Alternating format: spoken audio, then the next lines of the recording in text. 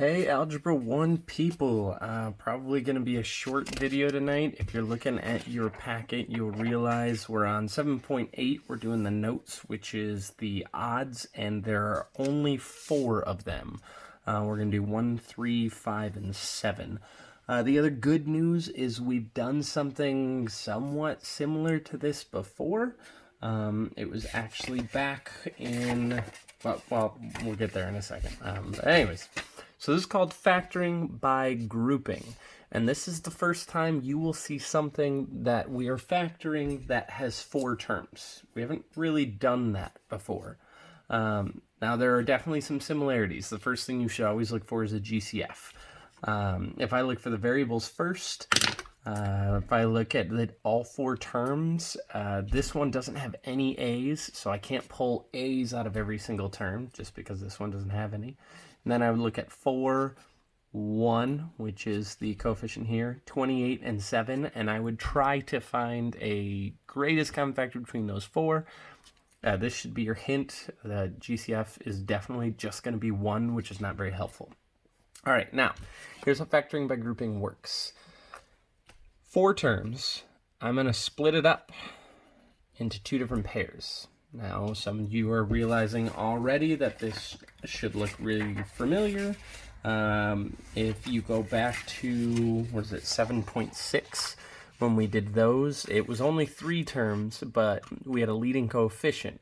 So we did this t-chart thing, and we split this middle term up into 2 different pieces, which gave us 4 terms. Basically, what we're going to be doing is we're going to be picking up from that point, but I've already given you 4 terms. Now, if you remember what we did here, we looked at the first 2, found the GCF, looked at the second 2, found the GCF, and our goal was always to have these parentheses look identical. So that's what we're going to do here. We're going to look at the first 2.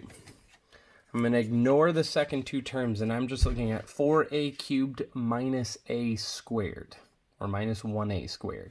Now, between 4 and 1, there is no GCF, or a GCF of 1, which is rarely helpful. Okay, so I'm going to ignore that. But they both have A's. First term has 3 A's, the second term has 2 A's.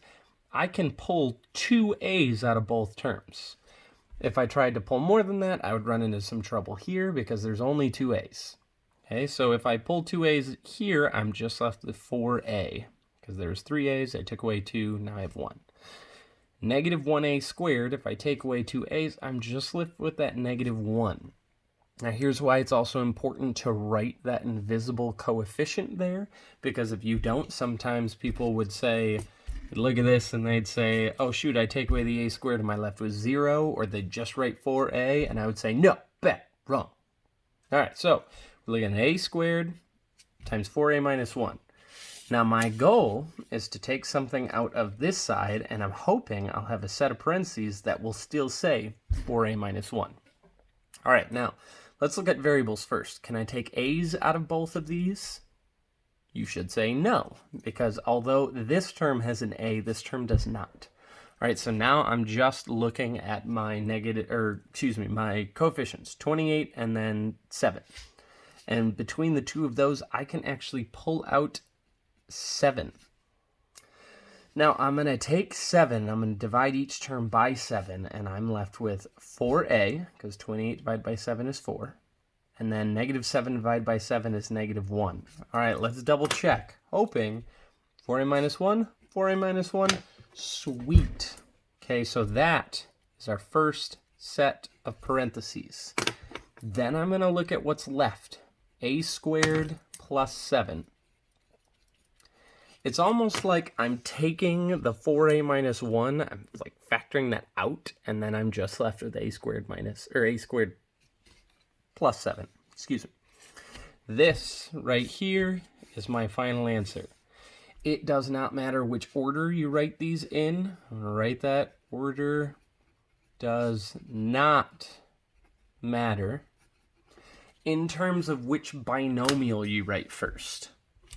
You can't write 1 minus 4a, that's wrong. But you could switch these 2 around. This is the same thing as a squared plus 7 times 4a minus 1. Now, if you wanted to get all sorts of crazy, if you wanted to double check yourself, let me show you how. quick side note here. I'm going to take, there we go.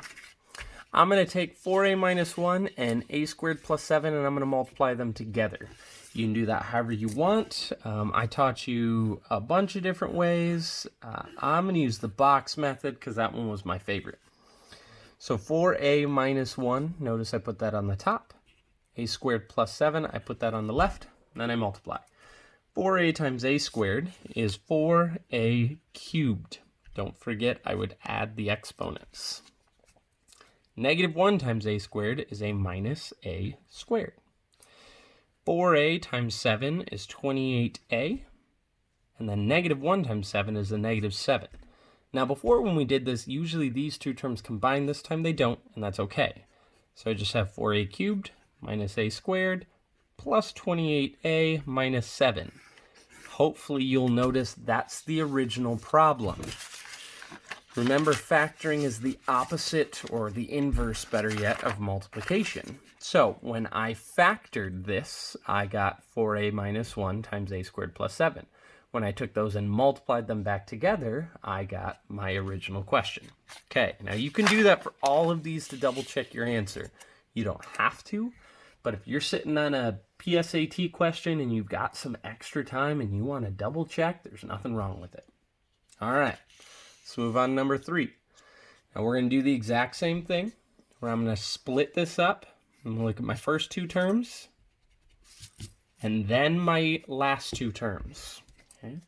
So ignore these, and I'm trying to figure out what the GCF is here. Now let's look at 49 and 28. Sometimes people find it helpful to go off to the side and write all the factors of 49 and all the factors of 28. If you know your times tables, you don't need to do that. 49 and 28 are both multiples of 7. Okay. Then I would look at a cubed and a squared. What's the largest number of a's I can pull out? Well, I can pull out 2, because they both have at least 2 a's. If I try and pull out more than that, I'm in trouble here. If I pull out less than that, I'm not getting my greatest common factor, I'm just getting a common factor. 49 divided by 7 is 7. And when I take away 2 a's from the first term, I'm left with 1a. Negative 28 divided by 7 is a negative 4. 2 a's, take away 2 a's, I'm left with nothing. Then I look at these two terms. And again, I'm looking for the GCF between the coefficients, or the numbers, negative 28 and 16. Okay? Now, you might ask yourself here, like on the last one, we pulled out a positive, and maybe you're already seeing it, maybe you're not. But this time I'm going to pull out a negative. And if I write that, you might ask yourself, why?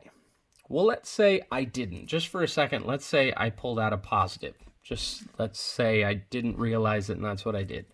Between 28 and 16, the GCF is a 4.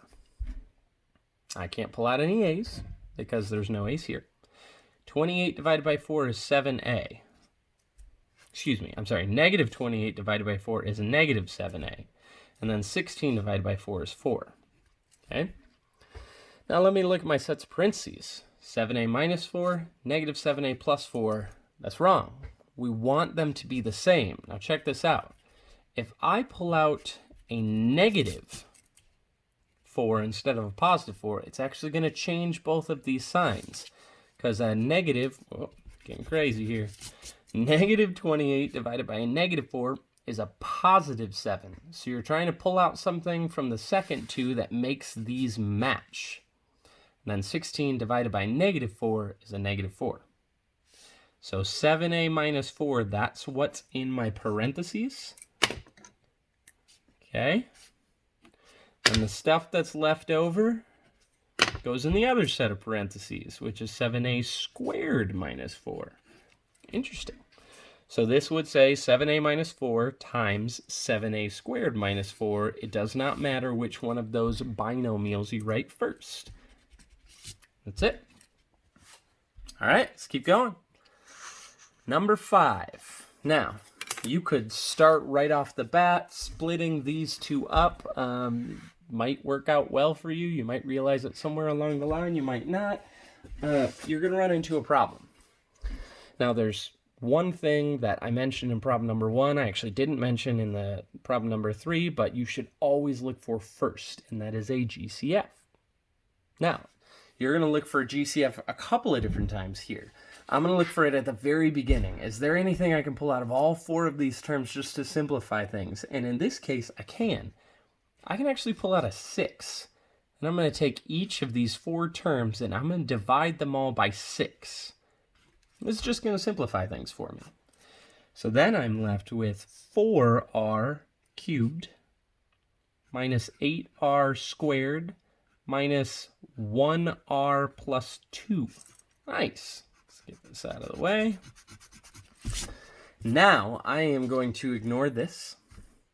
And I'm actually also going to ignore this GCF for a hot second, and I'm going to pretend like this was my problem. 4r cubed minus 8r squared minus 1r plus 2. And I'm going to do what I did before, where I look at these and then these. Okay? So, let's look at my first 2 terms. 4r cubed minus 8r squared. It looks like I can pull out a 4r squared. Okay, then I'm going to ignore these 2 terms. Between, oh, I didn't even say what was left. Going crazy here. Sorry. If I take out 4r squared, I'm left with r minus 2, right? Okay, then we come over here. Again, we're hoping that this will say r minus 2. So if I pull out... well, shoot, I would have to pull out a negative here because this is a negative and I want it to be a positive. It looks like the only thing I can pull out is a negative 1. Okay, now check this out. If I divide this by negative 1, negative 1r divided by negative 1, I'm left with a positive 1r. And then 2 divided by negative 1 is negative 2. Nice. Okay, now, looks like I have r minus 2. And then the stuff that's left over here is 4r squared minus 1. Okay, a couple of things. One, do not forget this original GCF. Okay, that is actually part of your answer. If you're curious what these things I just drew are, they're called brackets. It's basically just a fancy way of doing parentheses. You could have done giant parentheses as well, but notice the 6 just stays on the outside. Okay? Then there's one more thing that may trip you up. If you were to circle this and then be done, you would be wrong. You have factored, but I want to go all the way back up to my directions that say factor. Each completely. This, ladies and gentlemen, right here is not factored completely. So let's take this one piece at a time. Anything else we can do to factor that? Nope. Anything else we can do to factor that? Nope. But what about this? Well, if you scoot back a little bit to section 7.7, we talked about 2 different special cases, and this is, in fact, one of them. We called it the difference of 2 squares, when I have 2 things that are perfect squares with a subtraction sign in the middle. That's a perfect square, and that's a perfect square. Okay? So this actually factors into 2 sets of parentheses. Square root of 4r squared is 2r. Square root of 1 is 1. And then I put a plus and a minus sign. Now don't forget I still had r minus 2 and that 6. So this right here is actually my final answer. Kind of nuts, right? It's what it looks like factored completely. Now we're not going to do this, but if you wanted to, you could take these 4 things, you could multiply them all back together, and you would get back to 24r cubed minus 48r squared minus 6r plus 12. You can even kind of walk backwards looking at what we've done thus far. Like if I just took these 2 and I multiplied them together, I would get this. And then if I took these 2 and I multiplied them together, I would get this.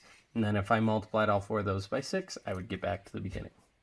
So make sure you are factoring completely.